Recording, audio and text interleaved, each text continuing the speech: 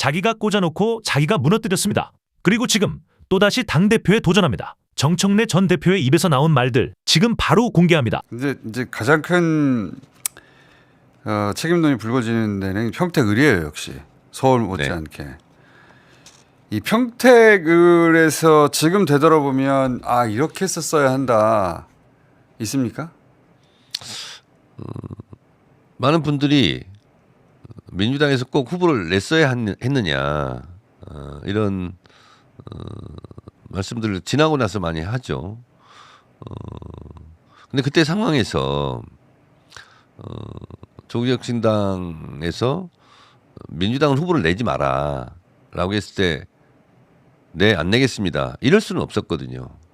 그래서 전 지역을 후보를 낸다. 그 전 지역에서 최선을 다해서 승리한다. 이런 당대표로서 당연한 의무감 이런 것이 있었죠. 지금 되돌아보면 어떠세요? 근데 결과적으로 보면 어부질이 국민의힘에게 한석을 넘겨준 그런 상황이 됐죠. 한석 이상이죠. 그렇습니다. 그래서 6.3 지방선거 전에 합당이 성공했으면 어땠을까 이런 좀 생각도 혼자 많이 좀 하게 되고 그리고 지금 제가 많은 것을 내려놓고 일종의 대선 후보들을 관리하는 플랫폼 같은 역할을 하겠다라는 입장에서 생각해 보면 후보를 그때 안 내는 게 맞지 않았을까? 그런 생각을 지나고 나서 하게 됐어요. 그러니까 많은 교훈을 좀 얻게 됐고 그래서 당대표를 한 번 더 하면 더 잘하지 않을까 그런 생각을 했습니다. 대표적으로 뭐 이제는 뭐 실명을 얘기해도 될 것 같은데 우리 정청래 전 대표 같은 경우에는 선거가 끝난 뒤에 방송에 나가셔가지고 평택을에 후보를 내지 말았어야 된다. 그쵸. 솔직히 이거는 제가 의원님이라면은 바로 상경할 일이거든요. 의원님 좀 어떤 기분 드셨습니까? 아니 그래서 제가 이제 소셜 미디어에 글을 한번 짧게 네. 쓰긴 했는데 그게 말이에요, 뭐야 도대체? 아니 본인이 공천했잖아. 아니 내가 뭐 평택을 공천장 달라고 저요 손들고 따라다녔어요. 나 참 그런 경우가 어딨어 도대체?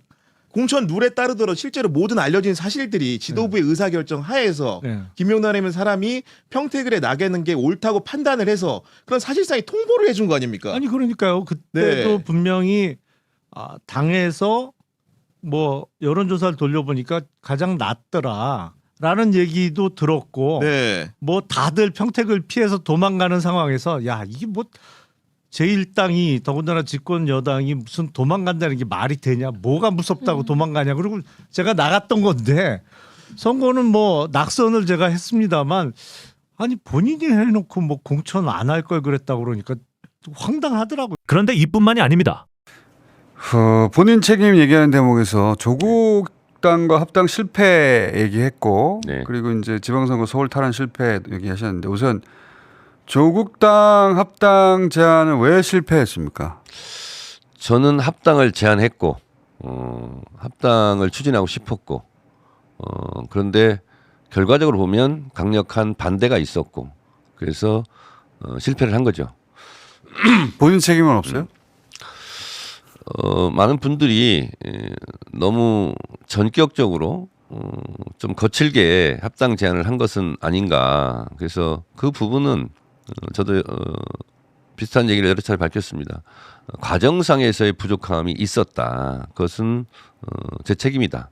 그런데 저는 합당을 해야 6.3 지방선거 때 단일 대우로 선거를 치를 수 있고 그것이 승리의 열쇠다라고 생각했는데 결과적으로 합당은 이루어지지 못했고 그래서 당에서 이루어지는 모든 최종 책임은 당대표한테 있는 겁니다. 그래서 그 부분은 제가 인정을 합니다. 거칠었다. 근데 이제 거칠었다만 가지고는 다 설명이 안 되는데 저는 우상호 정무수석, 전 정무수석, 홍익표 정무수석이 밝혔듯이 이재명 대통령의 지론이다. 합당은 통합연대 이런 부분까지 다 포함해서겠죠. 그래서 저는 이렇게 크게 반대가 있을지는 몰랐어요. 사실은. 그런 예상을 못 하셨어요? 저는 사실은 상상도 못했습니다. 그래서 우상호 전 정무수석이나 홍익표 수석이 대통령의 지론이다. 그러면 저는 정리될 줄 알았어요. 좀 이러저런 시끄러운 소리는 있었겠지만 본인이 이제 거칠게 했다는 건 인정하는데 네네. 그렇게 우당탕 시작되긴 했지만 네. 그런 강력한 반대에 부딪힐지는 몰랐다. 사람이 살다 보면 예측 못한 일이 생기지 않습니까? 이 부분은 그렇게 강력한 반대가 있을 줄은 제가 예측을 하지 못한. 왜 그렇게 강력한 반대가 있었다고 생각하세요? 저는 모든 걸 떠나서 보통 뭐 강력한 국민의 지지를 받는 외부의 사람이 있거나 아니면 뭐 대선 주자가 있거나 뭐 하거나 그러면 보통의 경우는 당으로 끌어들여서 당을 좀 더 풍성하게 하는 것이 지금까지의 상식이고 문법이었거든요. 여의도의 문법이죠 보통은. 그런데 보통 예를 들면 뉴 이재명 그러면서 이재명 대통령이나 민주당을 지지 안 했던 사람들을 끌어들여서 의원을 확장하자 하면서 정작 그럴 가능성이 더 있는 조국혁신당과의 합당을 반대하는 것은 그런 면에서는 모순이고 저는 사실상 지금도 미스테리입니다. 그리고 이런 말도 하셨어요. 전당원 투표를 못했다는 게 아쉽다. 왜 그걸 못하셨어요?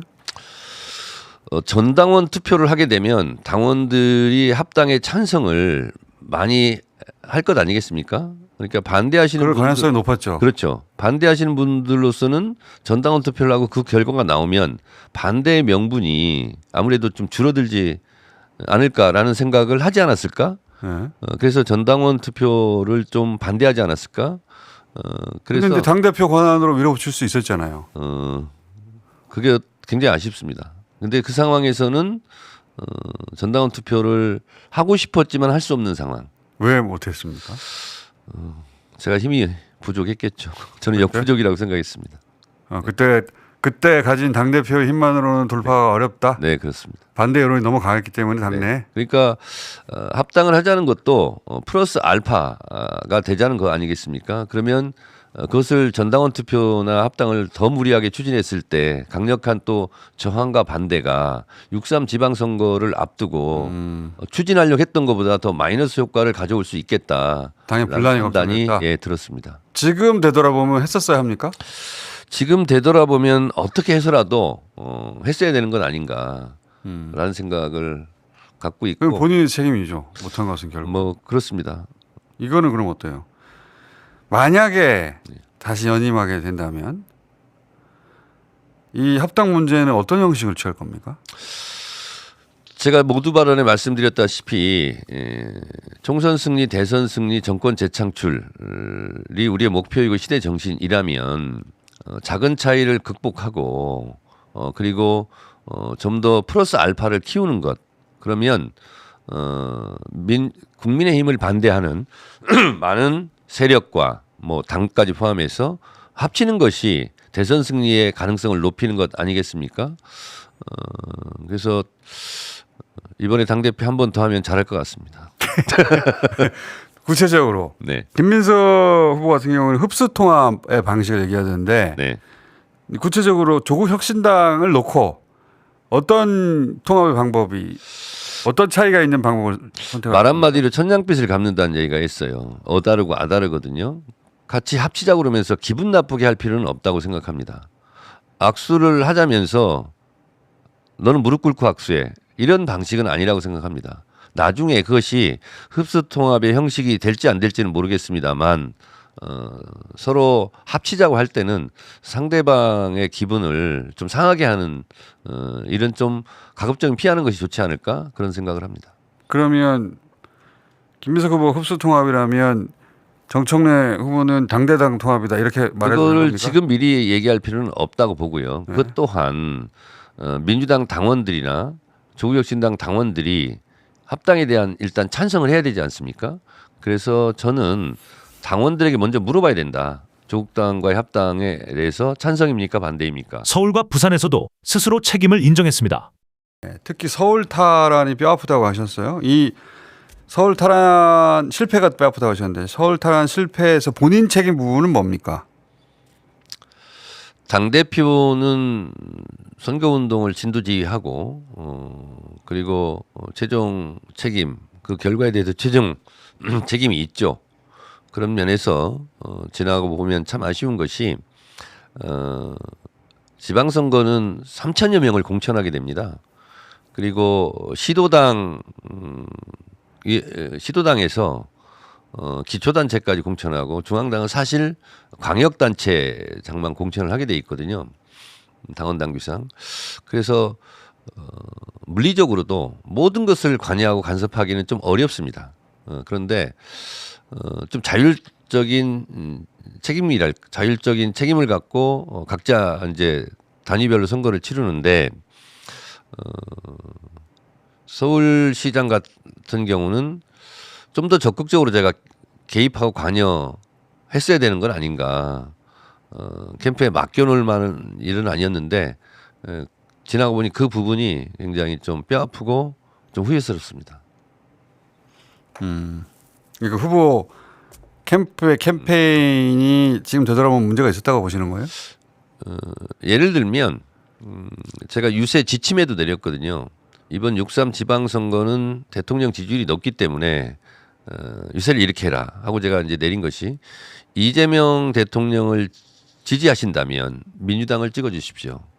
이재명 대통령에게 힘을 실어주시려면 민주당 기호 1번 후보를 찍어주십시오. 이재명 정부의 성공을 원하신다면 민주당 기호 1번 아무개를 찍어주십시오. 일단 먼저 이 유세를 할 때 다 그렇게 먼저 시작해라. 그리고 저도 그렇게 했고 그럴 정도로 이재명 정부의 성공, 이재명 대통령에 대한 힘을 실어주는 선거다. 지방선거이긴 하지만 결국은 정권에 대한 평가거든요. 그렇게 했는데 예를 들면 그래서 인물 대결을 좀 하지 마라.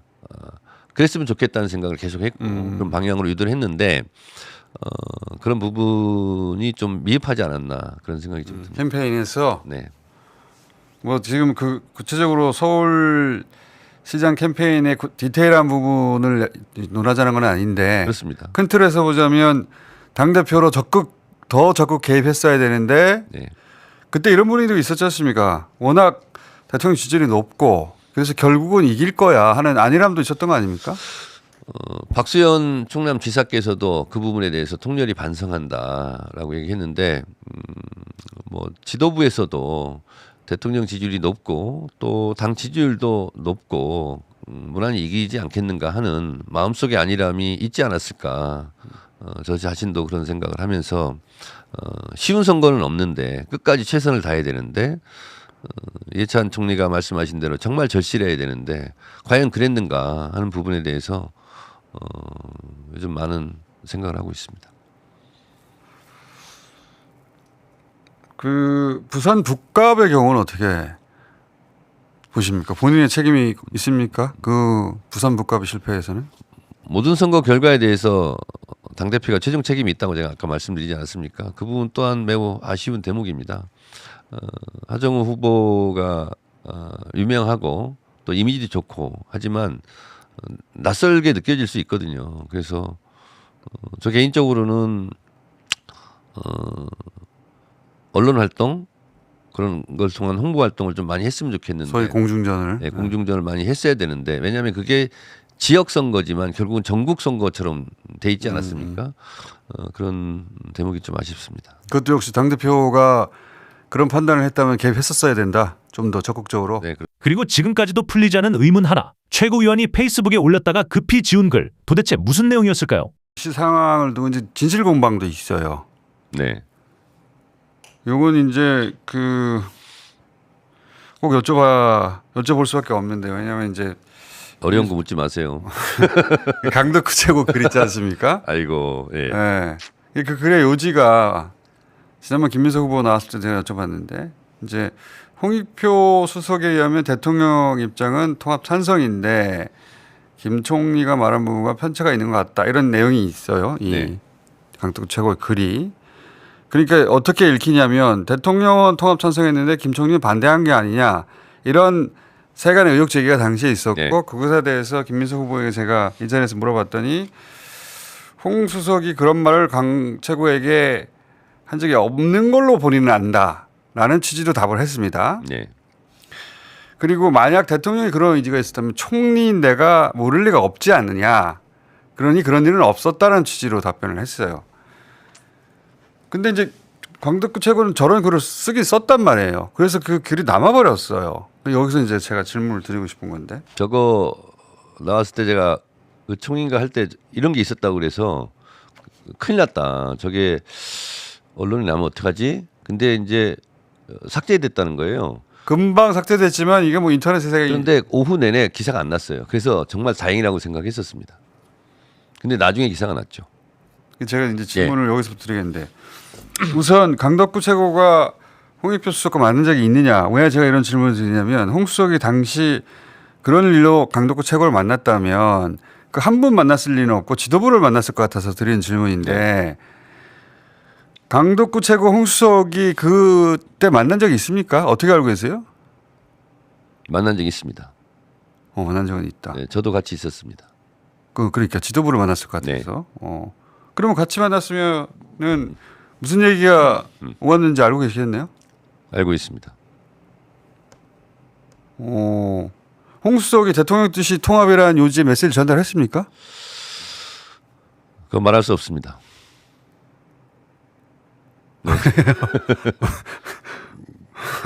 그러면은 지방선거 이후에 통합 전대가 좋겠다는 뜻은 전달했나요? 그것 또한 말할 수 없습니다.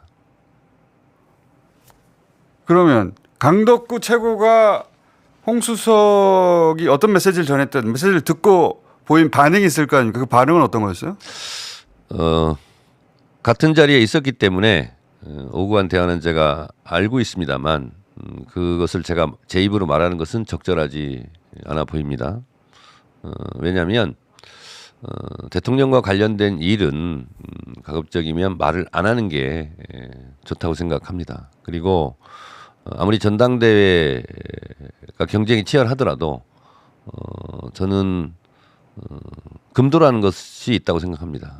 선을 넘는 것은 제가 하고 싶지 않고 그래서 동지적 관점에서 저는 이 부분은 각자 이 부분에 대해 생각하고 있는 국민들께서 그냥 당원들께서 판단하시는 것이 좋겠다라고 생각합니다. 제가 유리할 수 있다고 하여 당대표를 지낸 사람으로서 그런 것을 말하는 것은 적절하지 않아 보입니다. 본인만의 선입니까? 그렇습니다. 네. 이건 금도를 넘어가는 것이다. 말할 수 있는 대목은 뭐예요? 거기 미주알 관련해서. 고주알 얘기하는 것 자체가 저는 민주당에게 또 이재명 정부를 지지하는 우리 당원들을 생각해서 저는 이 정도 입장을 갖는 것이 좋을 것 같습니다. 관련 사안 이 사안과 관련해서 말할 수 있는 대목이 없어요? 당대표를 하다 보면은요 무덤까지 가져가야 될 말들이 있습니다. 여러분의 소중한 의견을 댓글로 남겨주시고 오늘도 끝까지 시청해주셔서 대단히 감사합니다.